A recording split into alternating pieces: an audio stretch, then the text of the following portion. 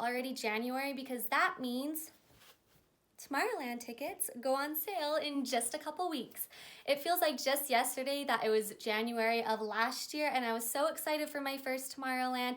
I had finally figured out what package I wanted to get. I had my money all saved up. I remember waking up super early the day of the ticket sales, and I felt so anxious and nervous because I had spent months with the idea in my head, like, okay, I'm going to Tomorrowland, and then the morning of ticket sales, like, oh my God, like what if I don't get a ticket? I would have been so heartbroken.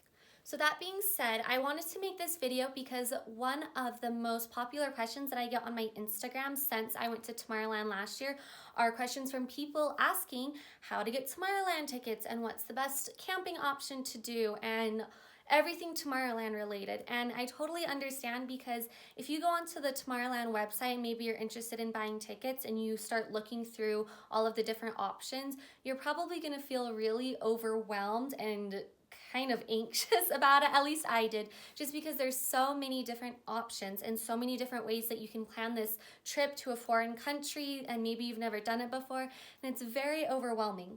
So for this video, I'm going to go through and kind of walk you guys through the process of how I chose my package last year, kind of the order of operations of narrowing down exactly which package you want to book, because there's so many different places to start, and like I said, it's kind of overwhelming if you haven't done it before.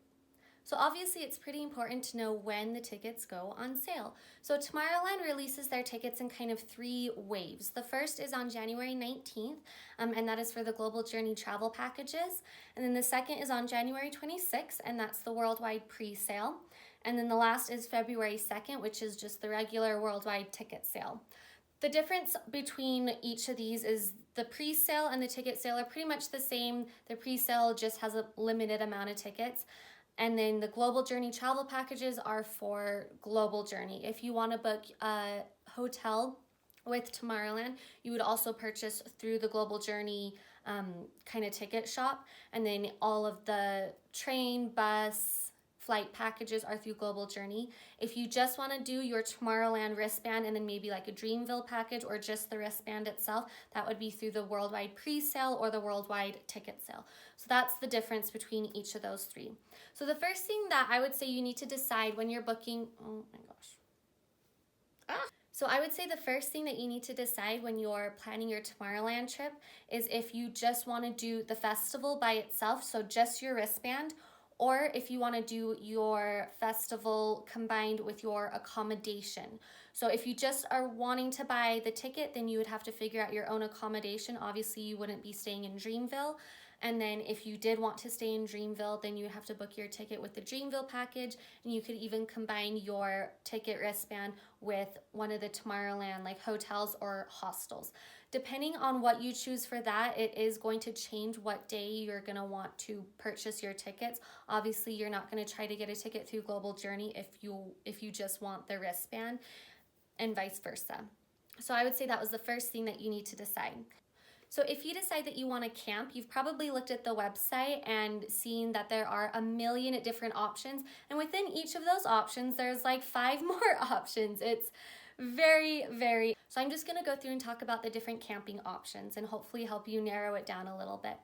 So the cheapest option is Magnificent Greens. Magnificent Greens has kind of 2 subcategories. You can bring your own tent.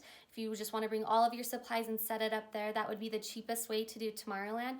Or they're doing something new this year where you check into Magnificent Greens and then you pick up a tent there. It's apparently a Tomorrowland themed tent.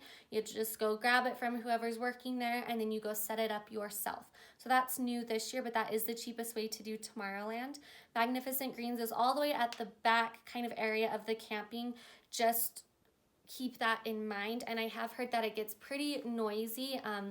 I guess it's like a non-stop party, and that sounds really fun, but if you're the kind of person that needs like a decent amount of sleep to survive a festival, then Magnificent Greens might not be the best option, just because I have heard that it gets pretty chaotic. The next option is Camp to Camp, which is a company that is reusing and recycling tents left by people from previous years at Magnificent Greens. And so if you decide to do that option, you do get there and the tent is already set up for you. It seems like all those tents are going to be kind of in their own little area within Magnificent Greens. So that's another option to keep it kind of cheaper as well. Another option if you're traveling with a group of people would be the Friendship Package. The Friendship Package designates you a spot where you guys can all like put your tents, and there's a limit of how many. I want to say it's like 10 people or something, and then you all split the fee that they have listed for the ticket price. And then they also give you like a kind of gazebo, like tent awning type of thing, so you can like eat under that and stuff as well. Now we're getting up into the kind of fancier options, and those are the Easy Tents. Easy Tents have quite a few different options if you click on them. So there's Easy Tent 2-person packages, and then there's Easy Tent 4-person options. Within the 2-person options, you have the choice of an Easy Tent, a Spectacular Easy Tent, or a Supreme Easy Tent. The Supreme Easy Tent is not something they've done before either. The tent looks brand new, and so I don't know too much about it, but it looks like just a regular tent. All the other Easy Tents are kind of like a Tomorrowland theme. And you can go through and read the differences between all of those Easy Tents. I want to say the Spectacular and the Supreme Easy Tents have wooden flooring under the tent, whereas the regular Easy Tent is just on the grass. So keep that in mind. If it does rain or something, you could risk having mud and stuff around your tent and under it. The 4-person Easy Tents are like 2 Easy Tents that are kind of connected with the space in the middle where you can all put your luggage, and then it's like 2 tents. When you're booking a package, it can be kind of confusing on how many wristbands exactly it includes, but if you're looking at the DreamVille accommodations page, which is what I'm doing right now, if you see that it says, for example, Easy Tent 2P package, that's 2-person. So whatever price you see listed right there for that specific package, it's a 2-person package. That price is going to be split between 2 people. So that price would include 2 wristbands, 2 entrances into DreamVille, so on. So you don't each have to pay that, you would just split that. Likewise with the 4-person, you would all split that price.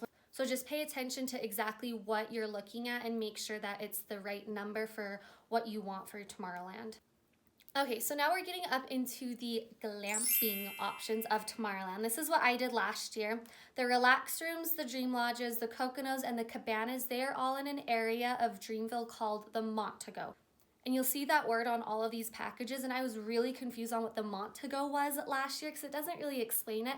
But basically the Montego is just an area within DreamVille where all of those camping options are. There's also like a restaurant where you can go in and it's kind of like a buffet style. They have hot tubs. The showers are free in the Montego area.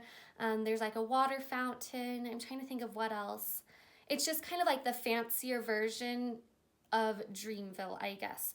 So if you're staying at one of those accommodations in the Montego, you're going to be the closest to the Tomorrowland entrance. And so when you leave the Montego area and then go to the actual festival, you'll be like a 5 or 10 minute walk. Whereas the people that are staying at Magnificent Greens are clear, like at the back end of the camping area, right across from the marketplace with like the shops and everything. And they have quite a bit longer of a walk than the people at the Montego because they're paying more. So the relaxed rooms are what I think look like shipping containers that have like a window and doors on them.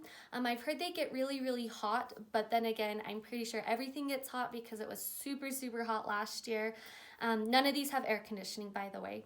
So for the relax room, there's the relax room and then something that's new this year called the Spectacular Relax Room.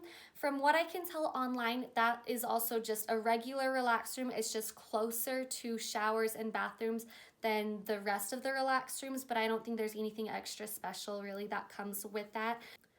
The next one is the Dream Lodge, and these are kind of like canvas tents, and they're raised up on these platforms, so you walk up some steps to get into your tent. The Dream Lodge, there's the Dream Lodge and the Spectacular Dream Lodge. Again, I'm not really sure exactly what the difference is. So one of the options that was new that they introduced last year is called the Cocono. I think the Coconos look like teepees. They're like these triangle canvas tents. But I did compare the measurements and the dimensions of all of the different accommodations this year when it was all announced, and the Coconos are the biggest. So they're bigger than the Cabanas, they're bigger than the Dream Lodges. And then finally, the last option in the Montego area are the Cabanas. This is what I stayed at last year. It's kind of like a mix between the Cocono and the Relax Room. So it's like a shipping container almost, but it's all decorated cute for Tomorrowland. And then there's like a canvas kind of ceiling roof, I guess, and so the airflow from what I read online is a little bit better than just in the Relax Room, since it is lifted up and the air can get in a little bit more. There is one last option as far as DreamVille goes, and those are the mansion packages. The mansions are very, very expensive, and I didn't even see them. They're off in their own little area in DreamVille. I think they're even closer to the Tomorrowland entrance than the Montego is.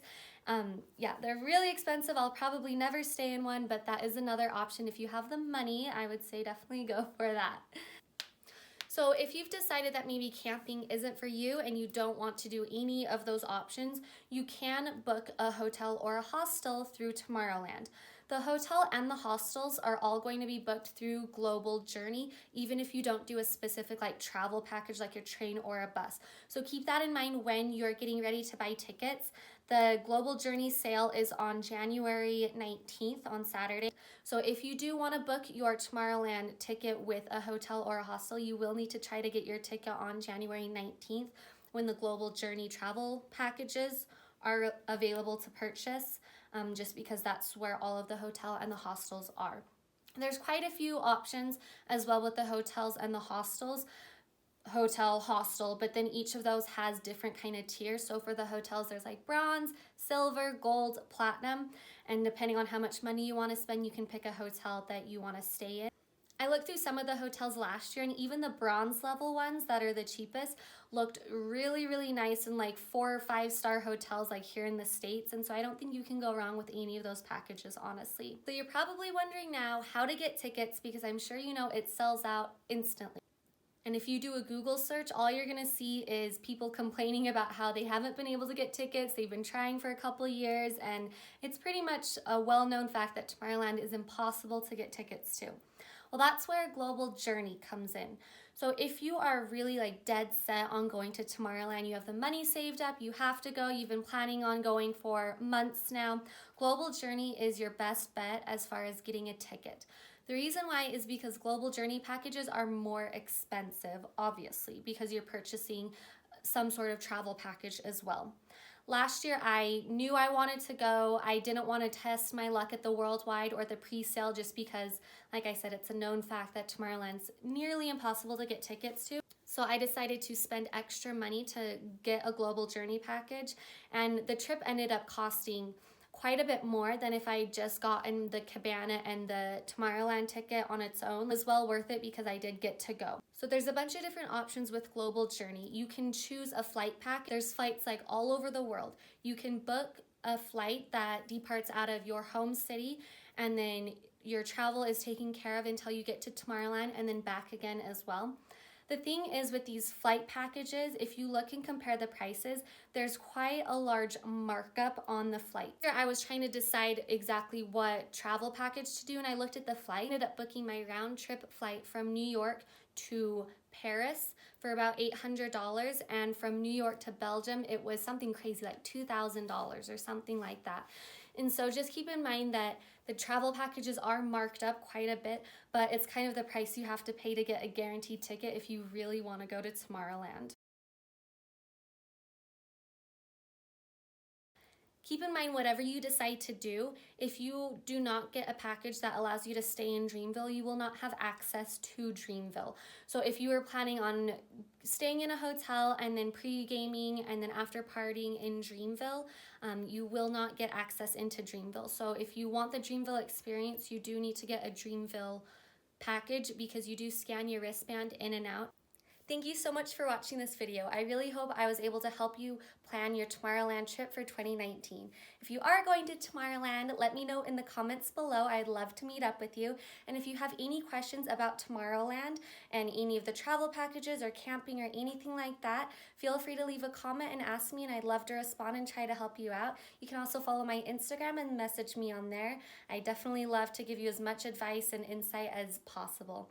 Again, thank you so much, and I'll see you next time.